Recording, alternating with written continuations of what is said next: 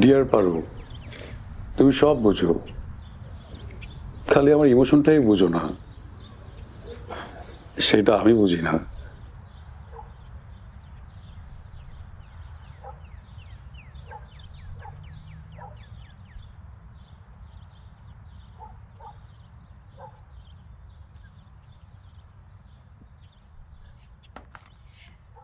গোসল করেই বের হয়ে মনে হলো শাওয়ারের নিচে আবার একটু দাঁড়াই। ইস কি গরম, কিন্তু বেহুদা একজন এই গরমে ছাদের উপর উঠে বসে আছে, মনে হয় মাথায় সমস্যা। যাই হোক, আমার কথা যে লুকায়ে লুকায়ে শুনতেছে তাকে বলতে চাই, একটু নিজের রুমে গিয়ে ফ্যানটা ছেড়ে ঠান্ডা হন, রেস্ট করেন, আর পারলে এক গ্লাস লেবুর শরবত খায়। কোথায় যাচ্ছেন গোলাপ ভাই? কারো যে গোসল করে ছাদে আসার টাইম টেবিল চেঞ্জ হয়ে গেছে সেটা আমার জানা ছিল না। আমি জানতাম আমি জীবনেও এই সময় আসতাম না ছাদে। কোথায় যাচ্ছেন গোলাপ ভাই? নিজের ঘরে ফুল স্পিডে ফ্যান ছেড়ে রেস্ট নিতে, লেবুর শরবত খেতে। যাচ্ছেন যান, কিন্তু আমার একটা কথা শেষবারের মতো শুনে যান। এই অসহ্য গরমের কসম খেয়ে বলতেছি, আমার পিছনে ঘুরঘুর করে কোনো লাভ নাই। তোমার না দেবদাস সিনেমা দেখে মাথায় সমস্যা হওয়া শুরু হয়েছে। তুমি নিজেকে ঐশ্বর্যা রায় মনে করা শুরু করেছো। এই যে ভুল ভাবতেছেন, ঐশ্বর্যা রায় পারু চরিত্রে অভিনয় করছে, আর আমি নিজেই পারু। বুঝেন নামের কত ওয়েট। আমি এই অসহ্য গরমের কসম খেয়ে বলছি, শরৎচন্দ্রের পারু যেভাবে দেবদাসকে পায় নাই, তুমি পারু দেবদাসকে পাবা না। পারুরা ঘন্টায় ঘন্টায় ছেলেদেরকে দেবদাস বানাতে পারে, শরৎচন্দ্র পারুদেরকে ওভাবেই তৈরি করছে, কিন্তু দেবদাসকে চায় কে? আমার বিয়ে হবে জমিদার বংশের ছেলের সাথে। শুনো পারু, সিনেমা, নাটক, উপন্যাস আর বাস্তব জীবন এক না, এসব চিন্তা ভাবনা ছাড়ো। আর যদি না ছাড়ি?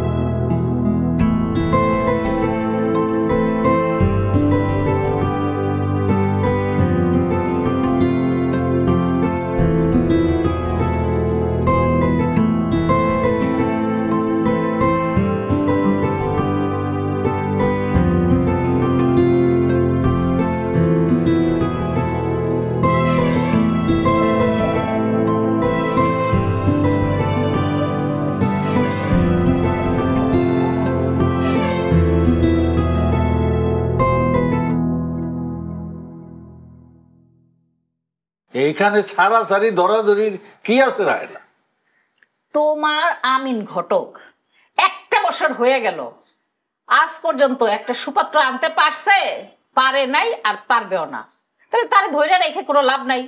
তারে সাইডা দিয়ে তুমি ওই বারেক ঘটকের সাথে কথা কও, সে অন্তত পক্ষে একটা সুপাত্র আনতে পারবে, এই ব্যাপারে আমি নিশ্চিত। এই পৃথিবীর কেউ পারবো না। আমিন ঘটক কম হইলে তো 20টা ভালো প্রস্তাব আনছিল, তোমার মেয়ের রাজি করতে পারছো? পারো না। কেমনে পারবো? তোমার সুকন্যা তো আগেই বলে রাখছে যে সে জমিদার বংশের পাত্র ছাড়া বিয়ে করবে না, তাহলে যত এই সুপাত্র আনো সে তো রাজি হবে না বিয়েতে। আরে কি মুশকিল, আমি এলাম কেরানি, আমার মতো কেরানির মেয়েরে বিয়ে করতে আইব জমিদারের ছেলে? তোমার মাথা নষ্ট হয়েছে।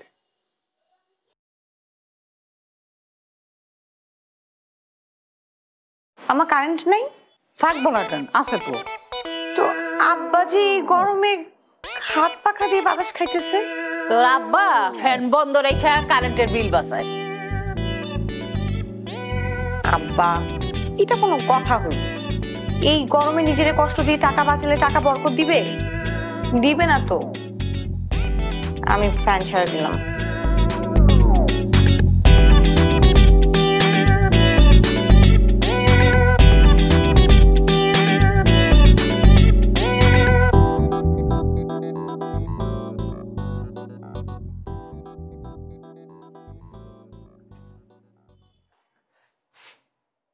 বরকত মামা ফোন করছিল, বলে যে তুই নাকি বলে আসছিস চাকরি করবি না। এই গোলাপ, তুই না লেবু শরবত খাইতে চাইলি নে। তোর কি হয়েছে বাপ? হ্যাঁ, হয়েছেটা কি? মা, আমি যেখানে সেখানে গিয়ে চাকরি করতে পারবো না। কেন? তোর মামা তো বললো চাকরিটা খুব ভালো, 18,000 টাকা নাকি বেতন, তারপর আবার ওষুধ বিক্রি করতে পারলে কমিশনও পাবি, নানা রকম সুবিধার কথা বললো। মা, আমি দাঁড়ে দাঁড়িয়ে ঘুরে এই ওষুধ বিক্রি করতে পারবো না। তাও যদি একটা ভালো কোম্পানির ওষুধ হতো। এমন একটা কোম্পানি মা, চায়না থেকে অর্ডার দিয়ে ওষুধ বানানো হয়, 1 নাম্বার না 2 নাম্বার না 28 নাম্বার ভেজাল ওষুধ। মা, আমি জেনে শুনে এই ভেজাল ওষুধ বিক্রি করবো?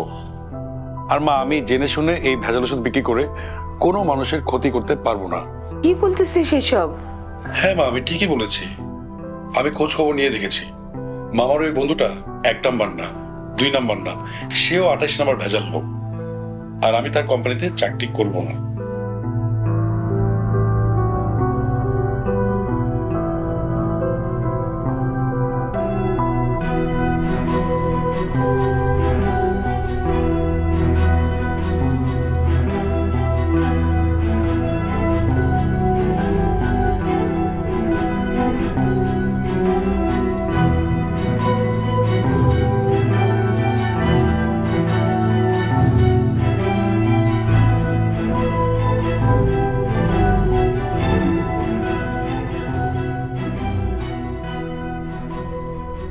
চাকরি করবে না?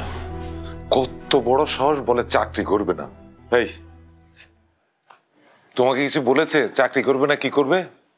তা বলবে কি করে? কিছু করতে গেলে তো ক্ষমতা লাগে আর বিশ্ববিদ্যালয়ের ডিগ্রি লাগে। তোমার ছেলে তো কোনোটাই নাই। কথায় কথায় আপনি আমার ছেলে করেন কেন? কোন একটা ঝামেলা হলি তখন আমার ছেলে। কেন গোলাপ আপনার ছেলে না? হ্যাঁ, আমার ছেলে, তবে একটা অপদার্থ ছেলে। তুমি ওকে বলে দিও, এই যুগে বিএ পাশ করে বড় জোর রিক্সায় করে ওষুধ বিক্রি করতে পারে, আর কিছু পারে না। ওষুধ কোম্পানিতে এত বড় একটা চাকরি পেল, করলো না? এই, তুমি আর বসে আছো কেন? যাও, আমার জন্য 1 গ্লাস ঠান্ডা পানি নিয়ে এসো।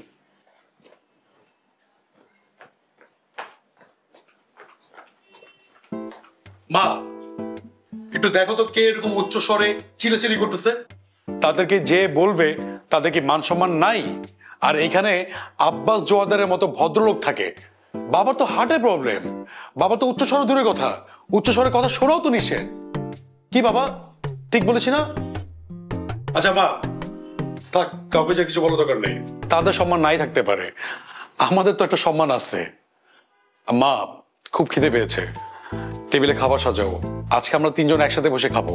বাবা, খেয়েই আজকে বাইরে যাবেন না, আচ্ছা ছুটির দিন, খেয়ে রেস্ট নিবেন, তারপর সন্ধ্যার পরে ক্লাবে যান।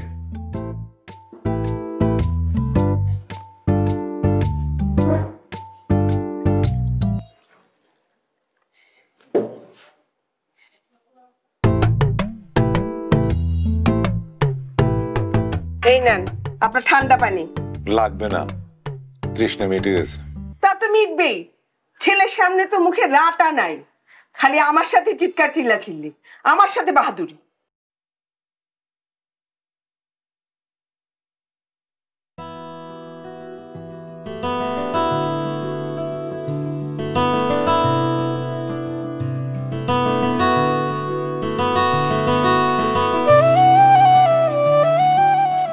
এই বাহাদুর, বাহাদুর,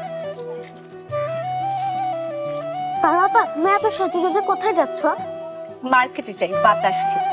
যা, এখন রিক্সা ডেকে নিয়ে আয়। যাচ্ছি, তোমাকে দেখতে আজকে অনেক সুন্দর লাগছে পারো বাবা। কারণ নিচে একটা দিব, আমি সবসময় সুন্দর। Gold is always gold. এখন যা, একটা রিক্সা নিয়ে আয়।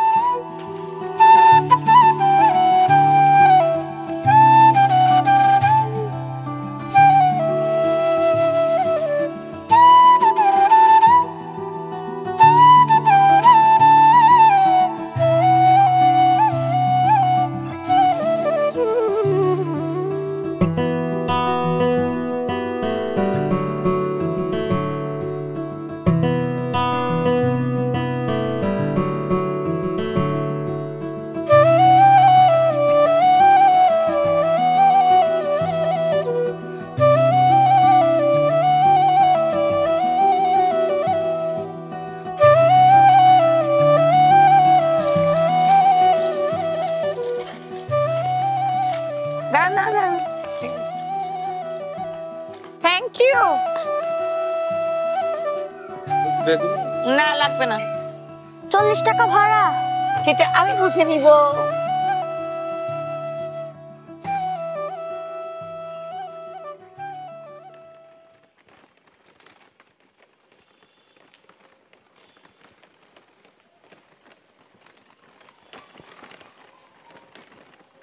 বুঝলাম না, এই কিসের আলামত দেখা গেল?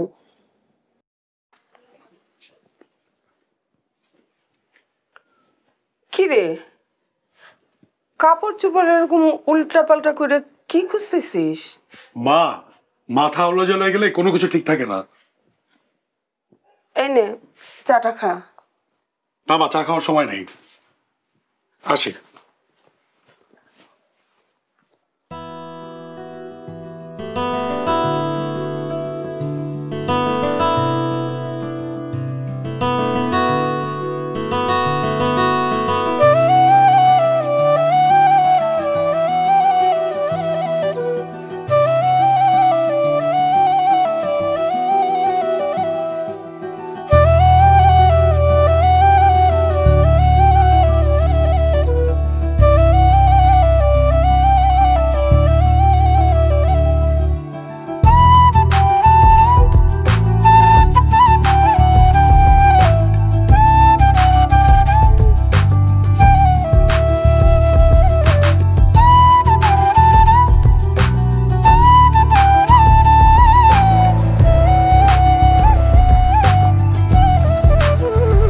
বাদর,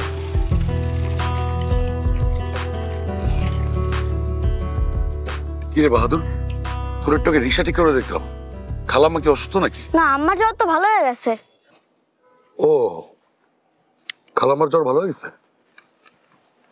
তো তুই কার জন্য রিক্সা ঠিক করে দিবি? তোমাকে বিল্ডিং এর পারু আপার জন্য। পারুর জন্য? পারু কোথায় গেছে? মার্কেটে গেছে বাতাস খাইতে। মার্কেটে গেছে বাতাস খেতে? ঠিক আছে, তুইও আস্তে আস্তে স্কুটার চালাবি আর বাতাস খা, আর সাবধানে স্কুটার চালাইস। হ্যাঁ, যা।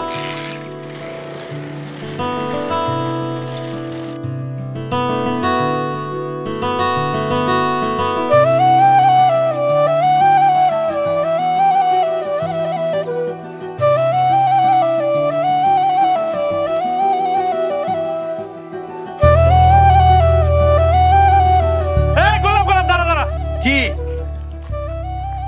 কিরে, তুই বাইকে উঠে বসলি যে? আমার 3 রাস্তার মাথায় একটু ফালাই দেয় না বন্ধু? আমি তো 3 রাস্তার মাথায় ফালাই দিতে পারবো না, তুই এখানে নাম।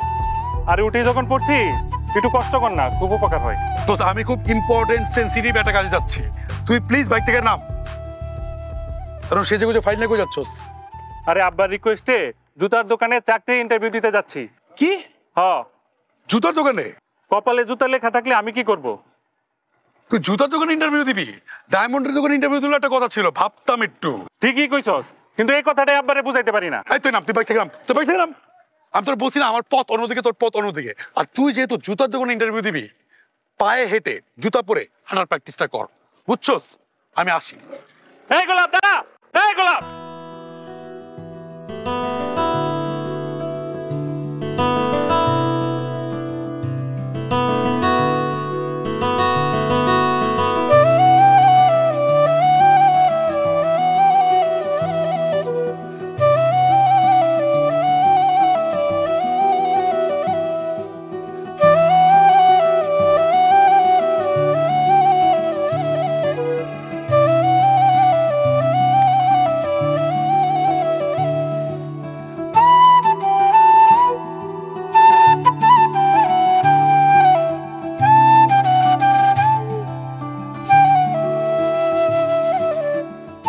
মামা, আপনি রিক্সাটা ঘুরান।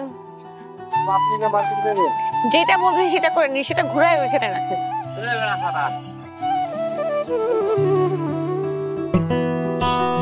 রাখেন রাখেন রাখেন।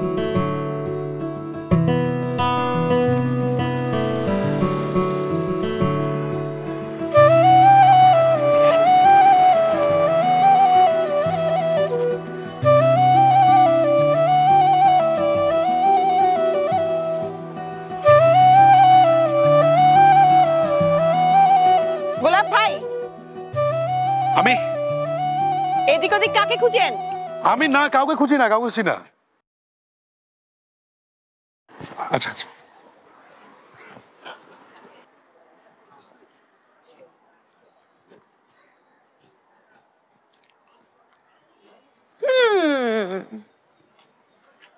কারে করতেছেন এদিক ওদিক? কেউ আসার কথা ছিল?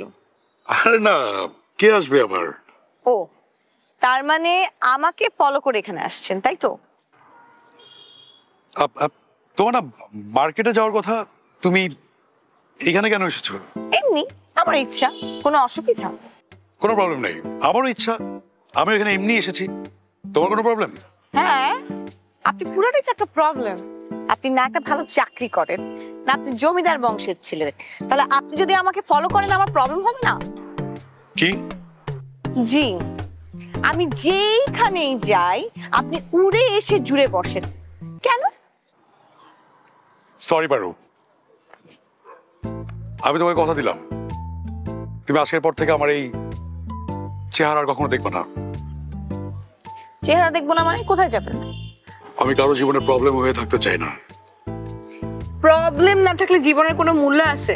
নাই। ঠিক বুঝলাম না। বুঝবেন কি করে? আপনার মাথায় যদি বুদ্ধি থাকতো তাহলে ঠিকই বুঝতেন। প্রেম ভালোবাসা তো কিছুই বুঝেন না, কিন্তু প্রেমটা ঠিকই করতে চান। আপনি জীবনেও প্রেম করতে পারবেন না, আর যদি করেনও হবেন একটা ব্যর্থ প্রেমিক। প্রেমে বিরহে পাগল হয়। বিরহ গোলাপকে কখনো স্পর্শ করতে পারে না। বাগানে হাজার হাজার ফুল আছে, কিন্তু প্রেমিক প্রেমিকা যখনই প্রেম করতে যায় তারা সব ফুল বাদ দিয়ে গোলাপকেই বেছে নেয়। ভালোবাসা, মায়া, মহব্বত, বিরহ, হারানোর ভয় এই গোলাপ করে না। আসে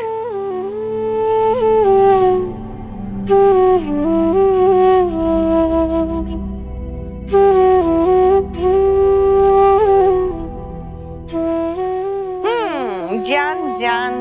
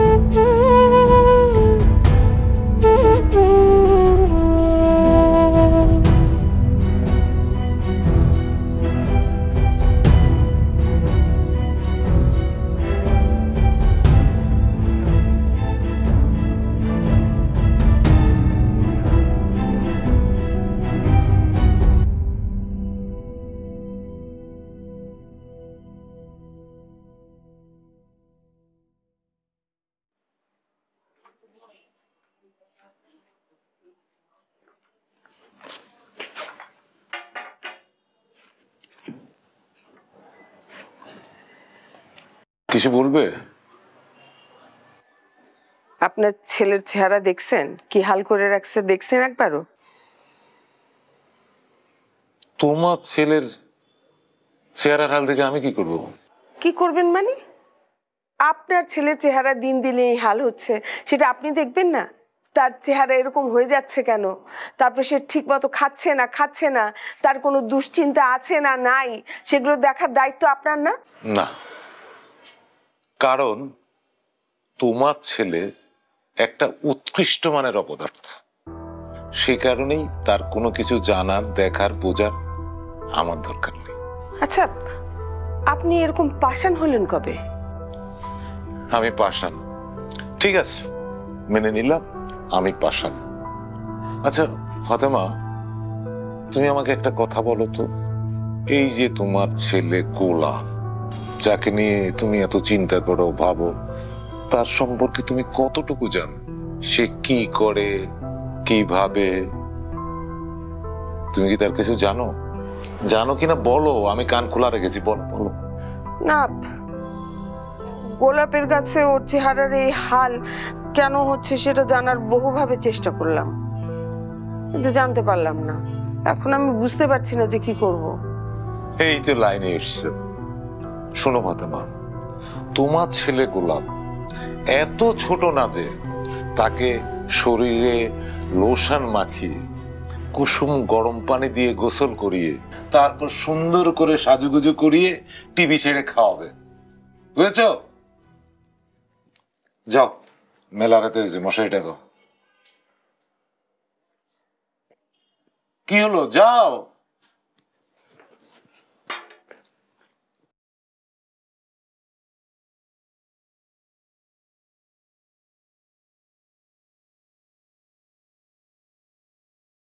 আর ভালো লাগে না, প্রত্যেকটা দিন রাত্রিবেলা শোয়ার আগে তার হিসাব হিসাব হিসাব। আর হিসাব না হলে চলবো কেমনি? তুমি টের পাও না তো কিছু? 3 জন মানুষ 5 লিটার তেল লাগে কেমনি? বাজারে তো যাও না, আমার কয় টাকা আয়, কয় টাকা ব্যয় একবার তুমি মাথায় রাখো? এইটা লাগবো, ওইটা লাগবো, সেটা লাগবো, তো তুমি এই রাত্রেবেলা তোমার এই কালকার জিনিস। এই চুপ করো তুমি। আমি কম তেল দিয়ে রাঁধতে পারবো না। কি শুরু করছো তোমরা? কয়টা বাজে আম্মা? 11:10। এই 11:10 বসে এইখানে এরকম একটা জায়গায় তোমরা চিৎকার করে করে ঝগড়া করতেছো। আচ্ছা, তোমাদের না হয় কিছু আসে যায় না, আশেপাশে মানুষ আছে না, নিচের ফ্ল্যাটে মানুষ আছে না, ওরা কি মনে করে বলো তো? আমারে বলছ, তোর বাপরে বলতে পারস না? প্রত্যেকটা রাত্রবেলা হিসাব হিসাব হিসাব, তেল বেশি খরচ হয়ে যায়, চিনি বেশি খাইয়ে ফেলাই, হলুদ মরিচ ধনিয়া জিরা আমি রান্নাই করবো না, তোরা হোটেল থেকে কিনে খাবি যা। না তো, না। হ্যাঁ আব্বা, এরপর যদি কিনে খাওয়া শুরু করি তারপর দেখবা। তুই জানিস কি করে? শুনতে যখন যায় ফ্যানটা পর্যন্ত বন্ধ করে রাখে, আমি ঘুমাই। এই, আব্বা কি করতেছো? ঠিক আছে, আমার ফ্যান ছাড়বে না, এসি ছাড়বে এরপর থেকে। যায় না, খাট ফেল করছে এই কথা। থাক থাক আম্মা, যাও তো ঘুমাচ্ছে, লোকটাকে থামাও। সব দোষই আমার।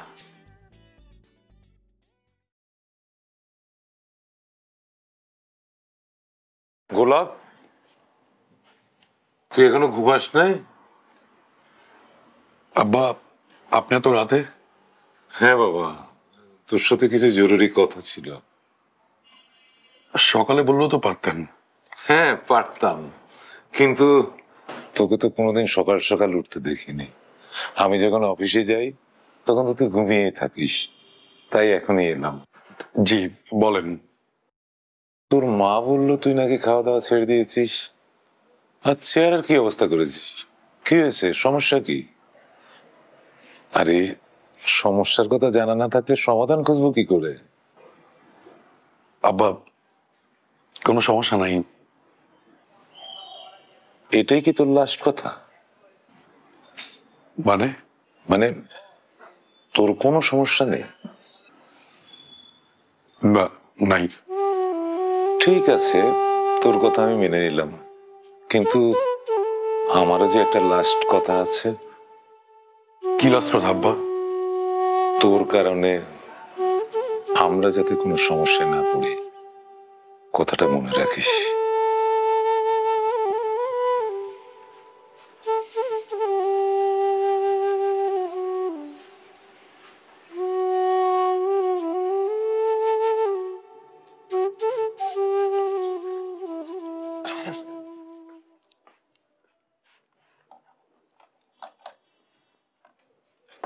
কি বুঝলেন?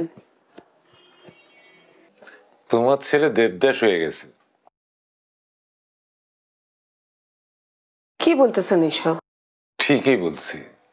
দেখো, আমারে ভাত টিপা দেখতে হয় না, ভাত দেখেই আমি বুঝে যাই সিদ্ধ হইছে কি হয় নাই। আসলে তোমার ছেলে ঘোরের মধ্যে আছে, কিছুদিন যাইতে দাও, সব ঠিক হয়ে যাবে।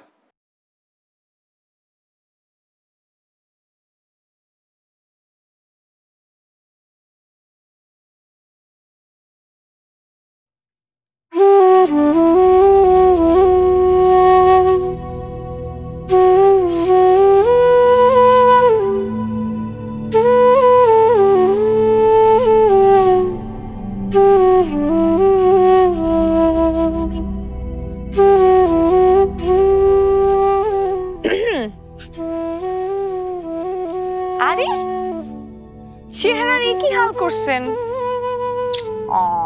সেদিন আমার কথাই সত্যি সত্যি কি পটটা ছেড়ে দিলে আমার যেতে সুবিধা হবে। আমার সাথে ভাব দেখায় কোনো লাভ নাই। আপনি কি মনে করছেন আমার সামনে দেবদাস মার্কা চেহারা নিয়ে হাজির হবেন আর আমি আপনার প্রেমে সাড়া দিব? এই পারু সেই পারু না। আর শুনেন, এরকম উস্কো খুস্কো চুল আর খোঁচা খোঁচা দাঁড়িয়ে রাখলে কেউ দেবদাস হয়ে যায় না। দেবদাস হতে হলে আমার মতো একজন পারু লাগে। আচ্ছা, আমি দেবদাস হতে চেয়েছি, কে বলেছে তোমাকে? তাহলে চেহারার বেশভূষার এই অবস্থা কেন? আমি কাউকে জবাব দিতে বাধ্য নই। আমি একটা টিয়া পাখি কিনছি, দেখছেন? পোষ মানাবো। খাঁচায় বন্দি পাখিকে পোষ মানানো কোনো কৃতিত্ব না, মুক্ত পাখিকে পোষ মানানো হচ্ছে কৃতিত্বের ব্যাপার। যার ন্যূনতম ভালোবাসা বোঝার ক্ষমতা নেই সে পোষ মানার পাখি।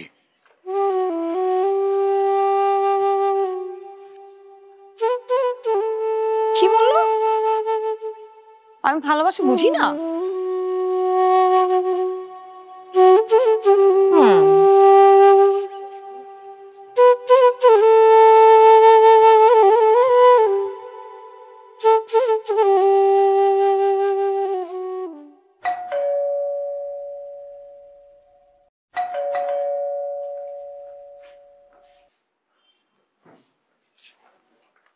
এতক্ষণ ধরে কলিং বেল বাজছি। মা, কি করছিলে তুমি?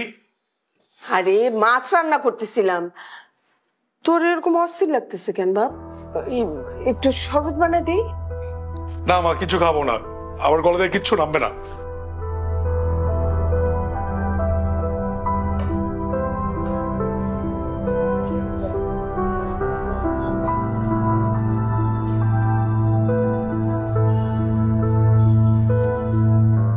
তোর কি হয়েছে বাবা?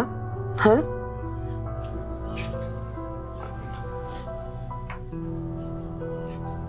কয়দিন ধরে দেখতেছি তোর চেহারাটা যেন কেমন হয়ে যাচ্ছে দিন দিন।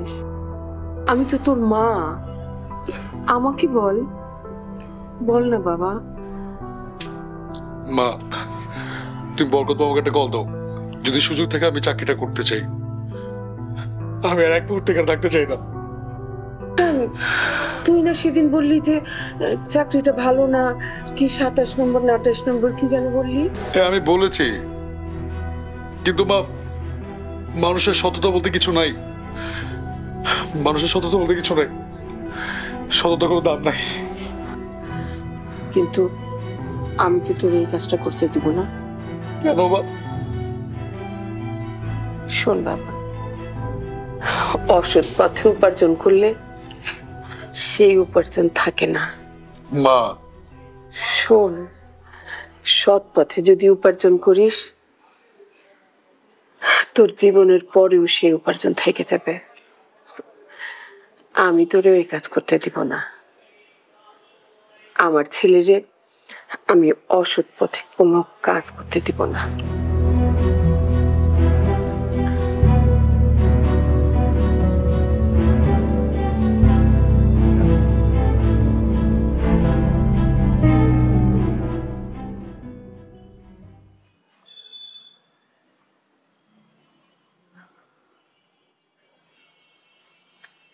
চাপ।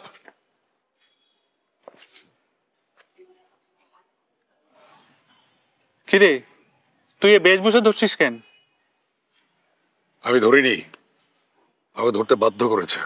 ও পারু, মেলা দিন পরে তোরা দেখলাম, আরে তা দেখবি কেমনে? তুই তো বাড়ি থেকে বেরোস না, আর ফোন দিলেও তো ধরস না। তোর চাকরি কেমন চলতেছে? চাকরি দা এন্ড। ছেড়েছিস না চলে গিয়েছে? দুইটাই। কি? আরে একটা সুন্দরী মেয়ে আমার দোকানে জুতা কিনতে আসছে, আমি ওর পায়ে ধরে জুতা পরাই দিতে নিচ্ছিলাম, ঠিক ওই টাইমেই রূপালী এসে হাজির। বাকিটা ইতিহাস। নারী, নারী মানে ইতিহাস। এই তোর মাথা ঠিক আছে? মাথা ঠিক আছে না মাথা ঠিক নাই সেটাই তো বুঝি না রে।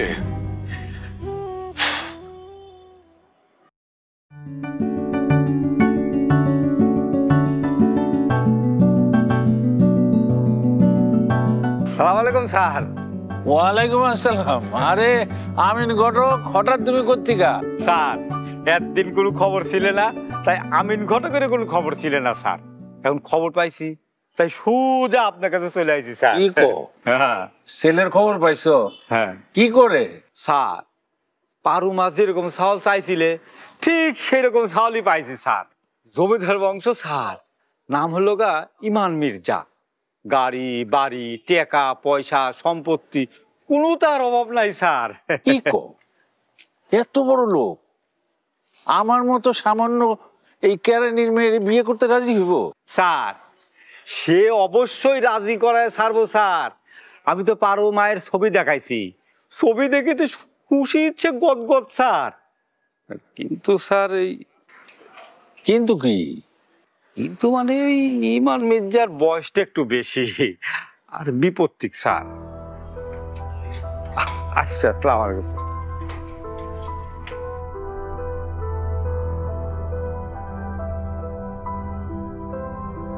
বিপত্তি?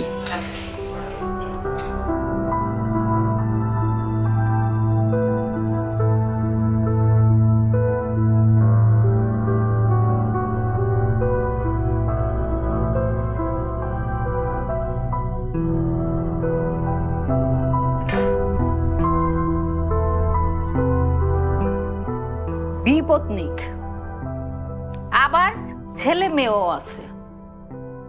আমি বুঝলাম না আমিন ঘটক এই প্রস্তাব আনার সাহস পেল কোত্থেকে? আব্বা তোমার উচিত ছিল কোর্সে একটা চড় মারা। আরে বাদ দিছি, এখন বয়স হয়েছে না।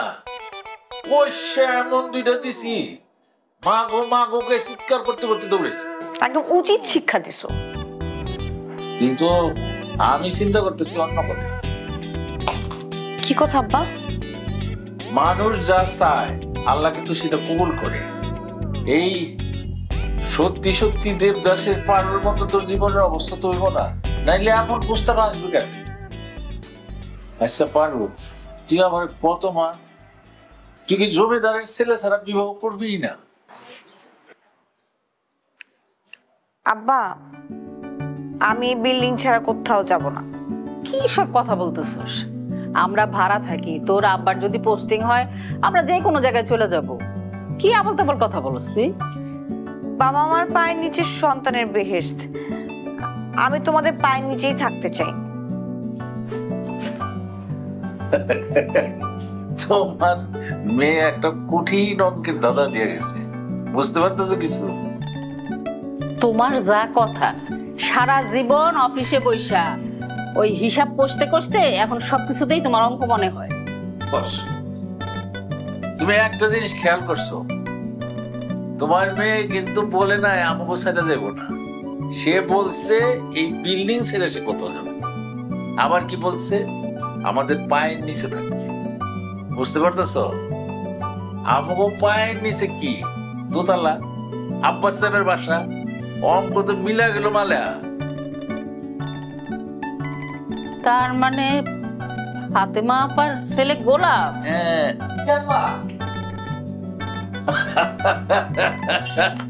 দেখছো মিলছে অঙ্ক। তুমি চা খাবা? তাহলে যাও তুমি একটু ফ্রেশ হও, আমি চা বানাই দেই।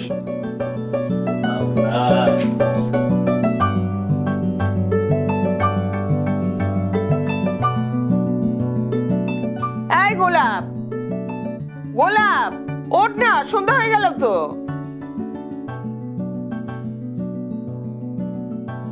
আব্বা ফিরেছে?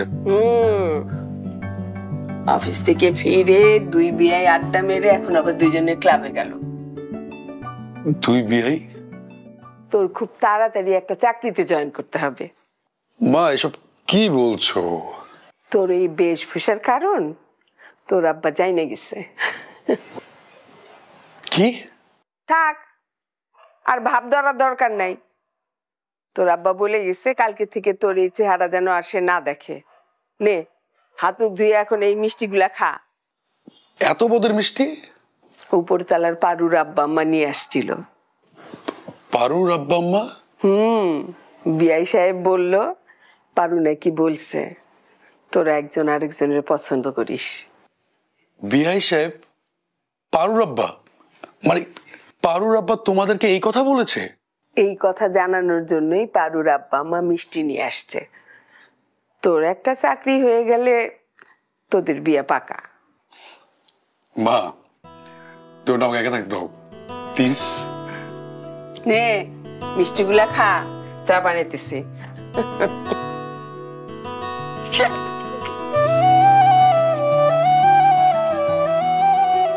দেবদাস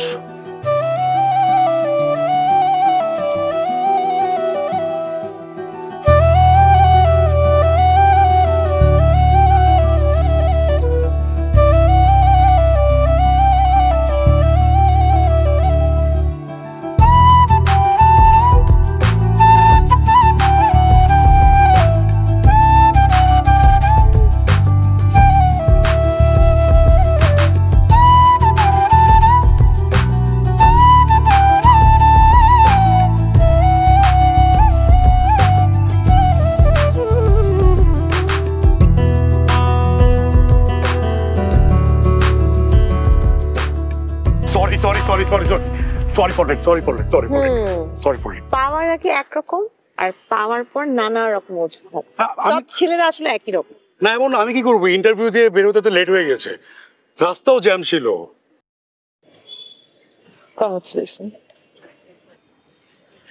গোলাপ? গোলাপ রে, গোলাপ দিয়ে কংগ্রেচুলেশন। Thank you. কিন্তু কেন? আমার ফুপা যে ইন্স্যুরেন্স কোম্পানিতে চাকরি করে সেখানে আপনাদের একটা চাকরির ব্যবস্থা করছে। আপনার কোথাও চাকরির জন্য ইন্টারভিউ দিতে হবে না। সত্যি? সত্যি। আগে বিয়েটা হোক, তারপর যদি বেঁচে না থাকি? এসব কথা বলবেন না। যে পরিমাণ যন্ত্রণা আমাকে তুমি দিচ্ছ, হঠাৎ করে দেখবে মরে গেছি। চুপ চুপ, আমি আর একটা কথাও শুনতে চাই না, আর এইসব কথা তো একদমই শুনতে চাই না। তাহলে কি শুনতে চাও? শুধুই ভালোবাসা। ও আচ্ছা, তাই না? শুধুই ভালোবাসার কথা।